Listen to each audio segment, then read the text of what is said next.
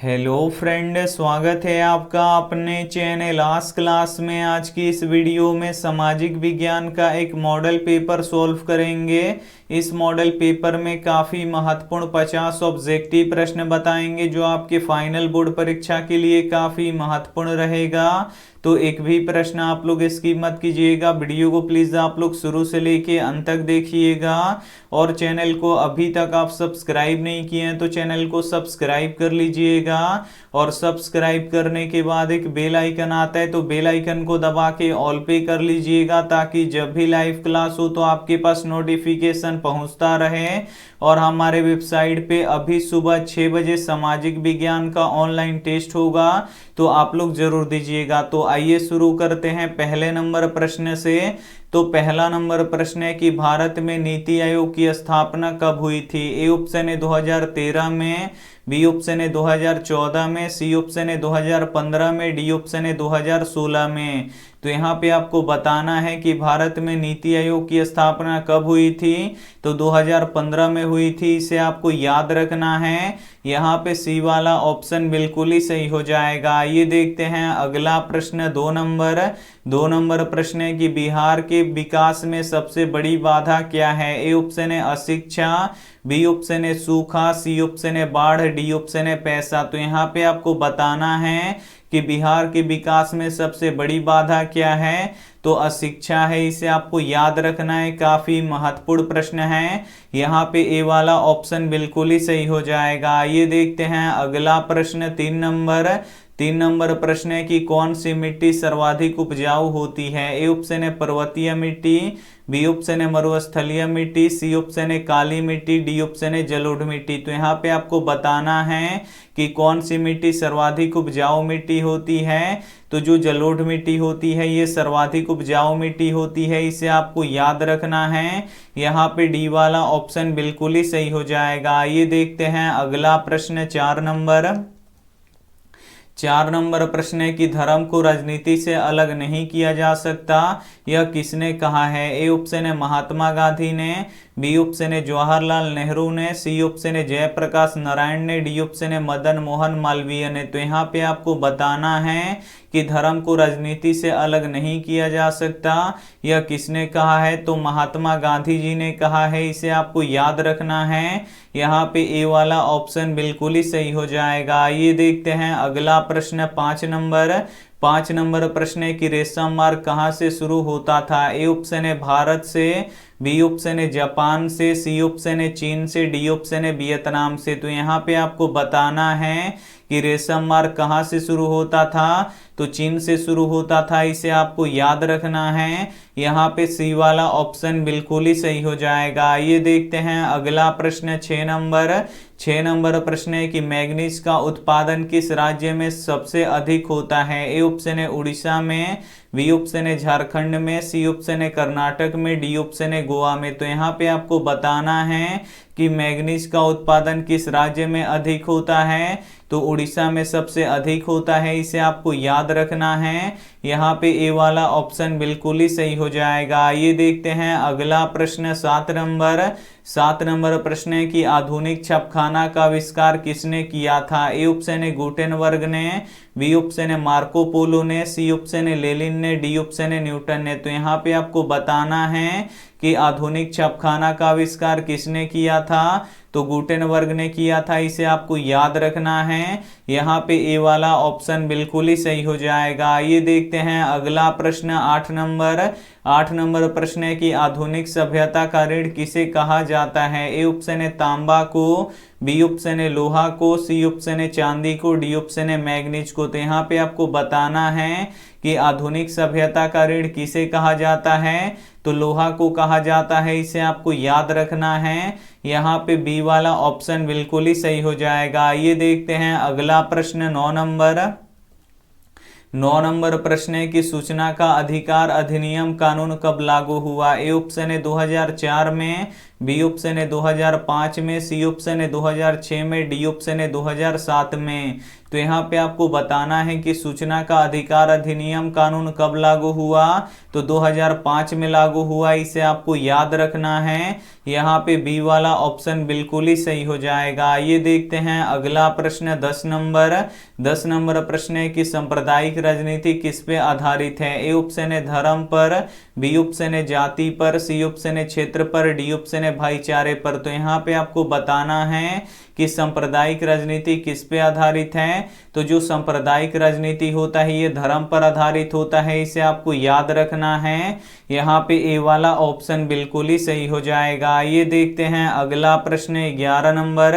11 number प्रश्न है कि भारतीय जनता पार्टी का चुनाव चिन्ह क्या है। ए ऑप्शन है कमल का फूल, बी ऑप्शन है लालटेन, सी ऑप्शन है दीपक, डी ऑप्शन है चक्र। तो यहाँ पे आपको बताना है कि भारतीय जनता पार्टी का चुनाव चिन्ह क्या है।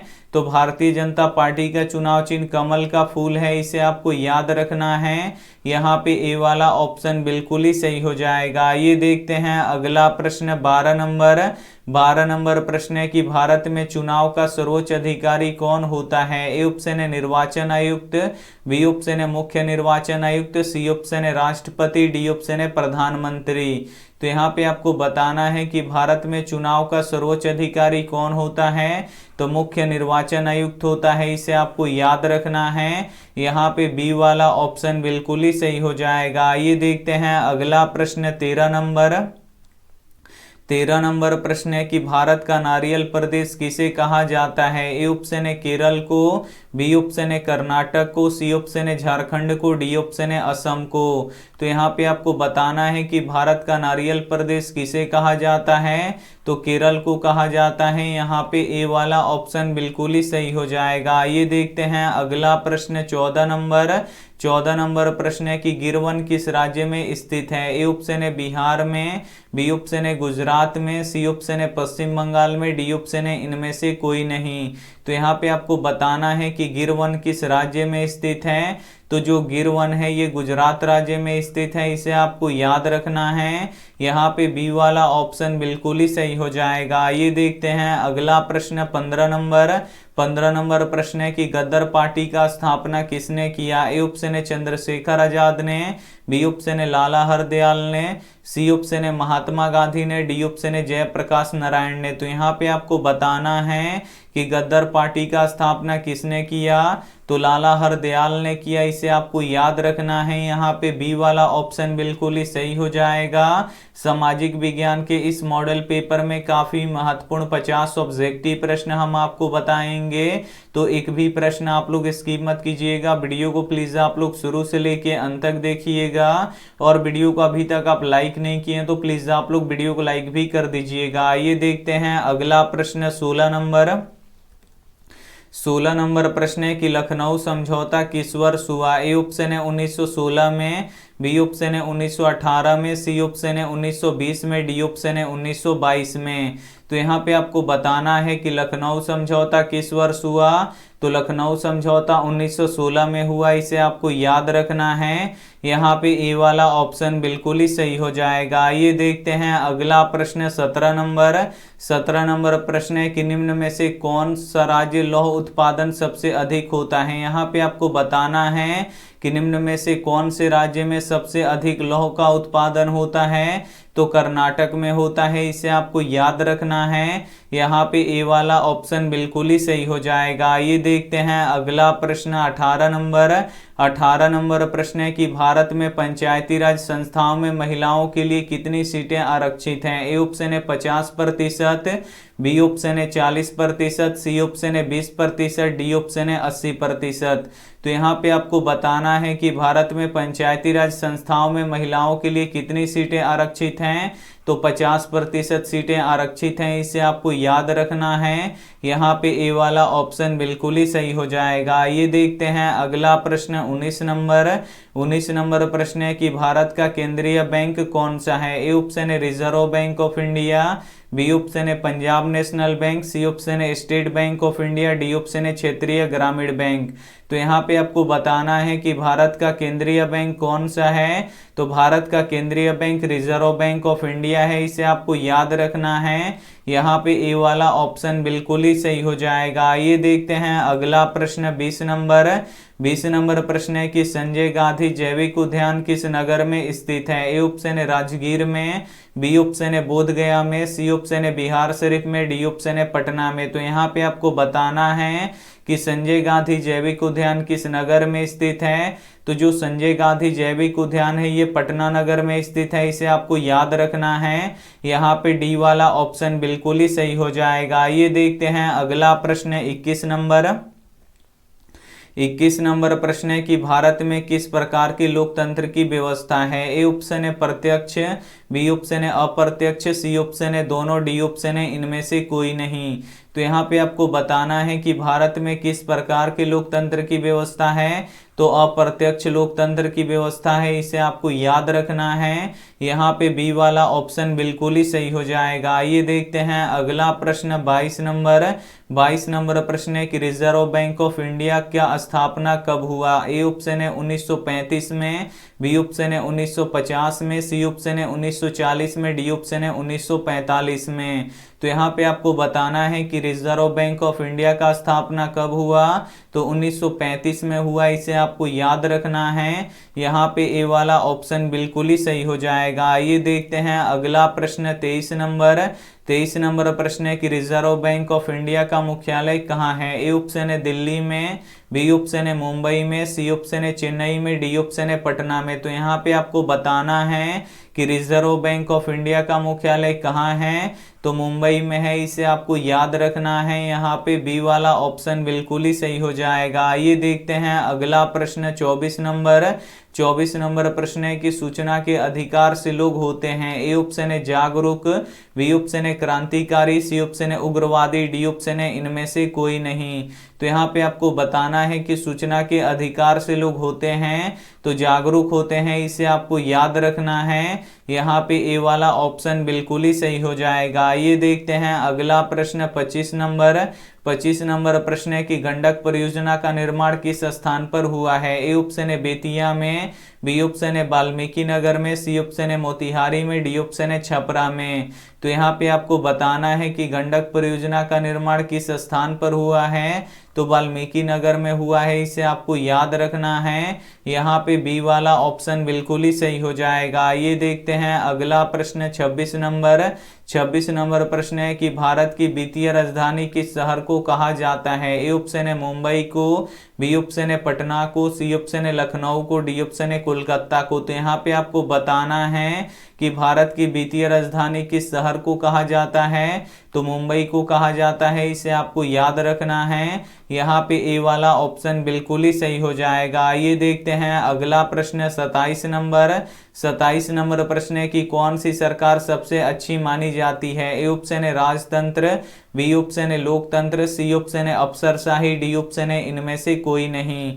तो यहाँ पे आपको बताना है कि कौन सी सरकार सबसे अच्छी मानी जाती है। तो लोकतंत्र की सरकार सबसे अच्छी मानी जाती है। यहाँ पे बी वाला ऑप्शन बिल्कुल ही सही हो जाएगा। ये देखते हैं अगला प्रश्न 28 नंबर प्रश्न है कि निम्न में से कौन सी संस्था मुद्रा जारी करने के लिए अधिकृत है? ए ऑप्शन है Reserve Bank of India, B option है Punjab National Bank, C option है State Bank of India, D option है क्षेत्रीय ग्रामीण बैंक। तो यहाँ पे आपको बताना है कि निम्न में से कौन सी संस्था मुद्रा जारी करने के लिए अधिकृत है। तो रिजर्व बैंक ऑफ इंडिया है, इसे आपको याद रखना है। यहाँ पे ए वाला ऑप्शन बिल्कुल ही सही हो जाएगा। ये देखते हैं अगला प्रश्न 29 नंबर प्रश्न है कि बिहार में जूट उत्पादन में ए ऑप्शन है वृद्धि हो रही है, बी ऑप्शन है गिरावट हो रही है, सी ऑप्शन है स्थिर है, डी ऑप्शन है इनमें से कोई नहीं।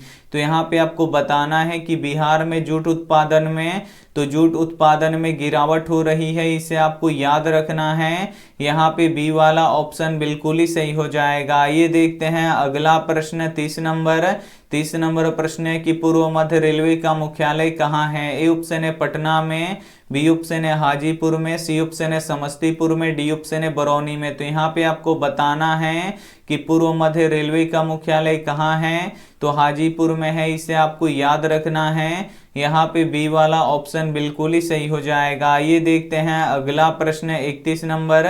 31 नंबर प्रश्न है कि लोकतंत्र की उपलब्धियों में सबसे अधिक सहायक क्या है? ए ऑप्शन है निर्धनता, बी ऑप्शन है अशिक्षा, सी ऑप्शन है विषमता, डी ऑप्शन है विकास। तो यहाँ पे आपको बताना है कि लोकतंत्र की उपलब्धियों में सबसे अधिक सहायक क्या है? तो सबसे अधिक सहायक विकास है, इसे आपको याद रखना है। यहाँ पे डी वाला ऑप्शन बिल्कुल ही सही हो जाएगा। ये देखते हैं अगला प्रश्न 32 नंबर। 32 नंबर प्रश्न है कि सबसे अधिक आबादी वाला जिला कौन सा है? ए ऑप्शन है पटना, बी ऑप्शन है सिवान, सी ऑप्शन है दरभंगा, डी ऑप्शन है समस्तीपुर। तो यहाँ पे आपको बताना है कि सबसे अधिक आबादी वाला जिला कौन सा है? तो पटना जिला है, इसे आपको याद रखना है। यहाँ पे ए वाला ऑप्शन बिल्कुल ही सही हो जाएगा। ये देखते हैं अगला प्रश्न 33 नंबर।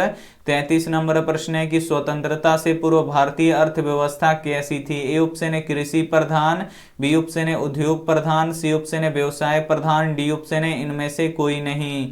तो यहाँ पे आपको बताना है कि स्वतंत्रता से पूर्व भारतीय अर्थव्यवस्था कैसी थी? तो कृषि प्रधान थी, इसे आपको याद रखना है। यहाँ पे ए वाला ऑप्शन बिल्कुल ही सही हो जाएगा। ये देखते हैं अगला प्रश्न 34 नंबर। 34 नंबर प्रश्न है कि भारत में वोट देने की न्यूनतम आयु कितनी है? ए ऑप्शन है 12 वर्ष, बी ऑप्शन है 18 वर्ष, सी ऑप्शन है 21 वर्ष, डी ऑप्शन है 22 वर्ष। तो यहाँ पे आपको बताना है कि भारत में वोट देने की न्यूनतम आयु कितनी है? तो 18 वर्ष है, इसे आपको याद रखना है। यहाँ पे बी वाला ऑप्शन बिल्कुल ही सही हो जाएगा। ये देखते हैं अगला प्रश्न 35 नंबर। 35 नंबर प्रश्न है कि बिहार का सुख किस नदी को कहते हैं? ए ऑप्शन है गंगा नदी को, बी ऑप्शन है यमुना नदी को, सी ऑप्शन है कोसी नदी को, डी ऑप्शन है गंडक नदी को। तो यहाँ पे आपको बताना है कि बिहार का सुख किस नदी को कहते हैं? तो बिहार का सुख किस नदी को कहते हैं? तो कोसी नदी को कहते हैं, इसे आपको याद रखना है। यहाँ पे सी वाला ऑप्शन बिल्कुल ही सही हो जाएगा। ये देखते हैं अगला प्रश्न 36 नंबर। 36 नंबर प्रश्न है कि विकसित राज्यों की क्या अधिक होती है? ए ऑप्शन है पूंजी निर्माण दर, बी ऑप्शन है प्रति व्यक्ति आय, सी ऑप्शन है सेवाओं का मूल्य, डी ऑप्शन है इनमें से कोई नहीं। तो यहाँ पे आपको बताना है कि विकसित राज्यों की क्या अधिक होती है? तो पूंजी निर्माण दर अधिक होती है, इसे आपको याद रखना है। यहाँ पे ए वाला ऑप्शन बिल्कुल ही सही हो जाएगा। ये देखते हैं अगला प्रश्न 37 नंबर। 37 नंबर प्रश्न है कि लोकतांत्रिक कहलाने में होता है? ए ऑप्शन है गर्व, बी ऑप्शन है हीन भाव, सी ऑप्शन है लज्जा, डी ऑप्शन है इनमें से कोई नहीं। तो यहाँ पे आपको बताना है कि लोकतांत्रिक कहलाने में होता है तो गर्व होता है, इसे आपको याद रखना है। यहाँ पे ए वाला ऑप्शन बिल्कुल ही सही हो जाएगा। ये देखते हैं अगला प्रश्न 38 नंबर। 38 नंबर प्रश्न है कि बिहार में रेल वर्कशॉप कहाँ स्थित है? ए ऑप्शन है जमालपुर में, बी ऑप्शन है मुंगेर में, सी ऑप्शन है भागलपुर में, डी ऑप्शन है पटना में। तो यहाँ पे आपको बताना है कि बिहार में रेल वर्कशॉप कहाँ स्थित है? तो जमालपुर में स्थित है, इसे आपको याद रखना है। यहाँ पे ए वाला ऑप्शन बिल्कुल ही सही हो जाएगा। ये देखते हैं अगला प्रश्न 39 नंबर। 39 नंबर प्रश्न है कि बिहार के अर्थव्यवस्था में किसका योगदान अधिक है? ए ऑप्शन है निर्माण का, बी ऑप्शन है कृषि का, सी ऑप्शन है परिवहन का, डी ऑप्शन है व्यापार का। तो यहाँ पे आपको बताना है कि बिहार की अर्थव्यवस्था में किसका योगदान अधिक है? तो कृषि का योगदान अधिक है, इसे आपको याद रखना है। यहाँ पे बी वाला ऑप्शन बिल्कुल ही सही हो जाएगा। ये देखते हैं अगला प्रश्न 40 नंबर। 40 नंबर प्रश्न है कि भारतीय लोकतंत्र बढ़ रहा है? ए ऑप्शन है उन्नति की ओर, बी ऑप्शन है ह्रास की ओर, सी ऑप्शन है विकास और उन्नति की ओर, डी ऑप्शन है निम्न स्तर की ओर। तो यहाँ पे आपको बताना है कि भारतीय लोकतंत्र बढ़ रहा है तो विकास और उन्नति की ओर बढ़ रहा है, इसे आपको याद रखना है। यहाँ पे सी वाला ऑप्शन बिल्कुल ही सही हो जाएगा। ये देखते हैं अगला प्रश्न 41 नंबर। 41 नंबर प्रश्न है कि भारत में लोकतंत्र के समक्ष कौन सी चुनौतियां हैं? ए ऑप्शन है भ्रष्टाचार, बी ऑप्शन है जातिवाद, सी ऑप्शन है परिवारवाद, डी ऑप्शन है इनमें से सभी। तो यहाँ पे आपको बताना है कि भारत में लोकतंत्र के समक्ष कौन सी चुनौतियां हैं? तो भ्रष्टाचार है, जातिवाद है, परिवारवाद है यानी इनमें से सभी है, तो यहाँ पे डी वाला ऑप्शन बिल्कुल ही सही हो जाएगा। आइए देखते हैं अगला प्रश्न 42 नंबर। 42 नंबर प्रश्न है कि फाल्टा विशेष आर्थिक क्षेत्र कहाँ स्थित है। ए ऑप्शन है पश्चिम बंगाल में, बी ऑप्शन है दिल्ली में, सी ऑप्शन है तमिलनाडु में, डी ऑप्शन है केरल में। तो यहाँ पे आपको बताना है कि फाल्टा विशेष आर्थिक क्षेत्र कहाँ स्थित है। तो ये पश्चिम बंगाल में स्थित है, इसे आपको याद रखना है। यहाँ पे ए वाला ऑप्शन बिल्कुल ही सही हो जाएगा। ये देखते हैं अगला प्रश्न 43 नंबर। 43 नंबर प्रश्न है कि कागज का आविष्कार किस देश में हुआ। ए ऑप्शन है चीन में, बी ऑप्शन है जर्मनी में, सी ऑप्शन है जापान में, डी ऑप्शन है रोम में। तो यहाँ पे आपको बताना है कि कागज का आविष्कार किस देश में हुआ। तो कागज का आविष्कार चीन में हुआ, इसे आपको याद रखना है। यहाँ पे ए वाला ऑप्शन बिल्कुल ही सही हो जाएगा। ये देखते हैं अगला प्रश्न 44 नंबर। 44 नंबर प्रश्न है कि स्वर्णिम चतुर्भुज किससे संबंधित है। ए ऑप्शन है सड़क मार्ग से, बी ऑप्शन है जल मार्ग से, सी ऑप्शन है वायु मार्ग से, डी ऑप्शन है इनमें से कोई नहीं। तो यहाँ पे आपको बताना है कि स्वर्णिम चतुर्भुज किससे संबंधित है। तो जो स्वर्णिम चतुर्भुज है ये सड़क मार्ग से संबंधित है, इसे आपको याद रखना है। यहाँ पे ए वाला ऑप्शन बिल्कुल ही सही हो जाएगा। आइए देखते हैं अगला प्रश्न 45 नंबर। 45 नंबर प्रश्न है कि राजनीतिक दल की नींव सबसे पहले किस देश में पड़ी। ए ऑप्शन है अमेरिका में, बी ऑप्शन है चीन में, सी ऑप्शन है ब्रिटेन में, डी ऑप्शन है भारत में। तो यहाँ पे आपको बताना है कि राजनीतिक दल की नींव सबसे पहले किस देश में पड़ी। तो ब्रिटेन में पड़ा, इसे आपको याद रखना है। यहाँ पे सी वाला ऑप्शन बिल्कुल ही सही हो जाएगा। ये देखते हैं अगला प्रश्न 46 नंबर। 46 नंबर प्रश्न है कि विनिमय का सर्वोत्तम माध्यम क्या है। ए ऑप्शन है मुद्रा, बी ऑप्शन है हुंडी, सी ऑप्शन है चेक, डी ऑप्शन है वस्तु। तो यहाँ पे आपको बताना है कि विनिमय का सर्वोत्तम माध्यम क्या है। तो मुद्रा है, इसे आपको याद रखना है। यहाँ पे ए वाला ऑप्शन बिल्कुल ही सही हो जाएगा। ये देखते हैं अगला प्रश्न 47 नंबर।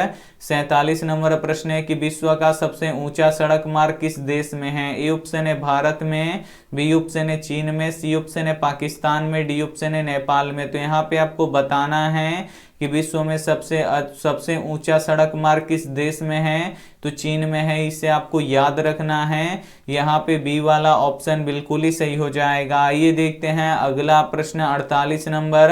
48 नंबर प्रश्न है कि निम्न में से कौन सामाजिक विभाजन का आधार नहीं है। ए ऑप्शन है लिंग, बी ऑप्शन है जाति, सी ऑप्शन है धर्म, डी ऑप्शन है मानवता। तो यहाँ पे आपको बताना है कि निम्न में से कौन सामाजिक विभाजन का आधार नहीं है। तो मानवता नहीं है, इसे आपको याद रखना है। यहाँ पे डी वाला ऑप्शन बिल्कुल ही सही हो जाएगा। ये देखते हैं अगला प्रश्न 49 नंबर।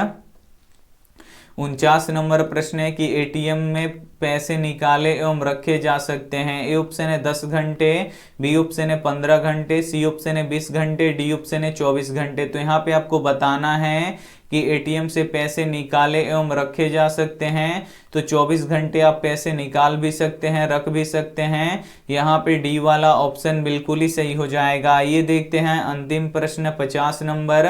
50 नंबर प्रश्न है कि बांग्लादेश कब स्वतंत्र हुआ। ए ऑप्शन है 1970 में, बी ऑप्शन है 1971 में, सी ऑप्शन है 1976 में, डी ऑप्शन है 1978 में। तो यहाँ पे आपको बताना है कि बांग्लादेश कब स्वतंत्र हुआ।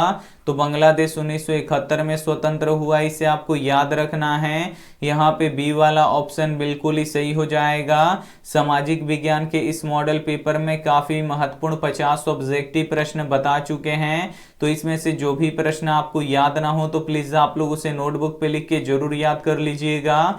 और अभी 6 बजे से सामाजिक विज्ञान का ऑनलाइन टेस्ट होगा हमारे वेबसाइट पे, तो आप लोग जरूर उस टेस्ट को दीजिएगा। आइए देखते हैं यहाँ पे होमवर्क प्रश्न। इस होमवर्क प्रश्न का जवाब आपको कमेंट बॉक्स में देना है कि बिहार में पंचायती राज्य का कार्यकाल कितने वर्ष का होता है। ए ऑप्शन है 3 वर्ष का, बी ऑप्शन है 4 वर्ष का, सी ऑप्शन है 5 वर्ष का, डी ऑप्शन है 6 वर्ष का। तो जो भी ऑप्शन आपको सही लगे वो आप हमें कमेंट करके जरूर बताइएगा। और वीडियो को लाइक नहीं किए तो प्लीज आप लोग वीडियो को लाइक कीजिएगा, अपने दोस्तों के पास इस वीडियो को जरूर शेयर कीजिएगा। और चैनल को अभी तक आप सब्सक्राइब नहीं किए तो चैनल को सब्सक्राइब कीजिएगा। Thank you for watching. मिलते हैं अगले वीडियो में, तब तक अपना ध्यान रखिए, मन लगा के पढ़ाई कीजिए। अब यहाँ से आप लोग जाइए और वेबसाइट पे सामाजिक विज्ञान का टेस्ट दीजिए। Thank you for watching. मिलते हैं अगले वीडियो में, तब तक अपना ध्यान रखिए, मन लगा के पढ़ाई कीजिए। Take care and bye.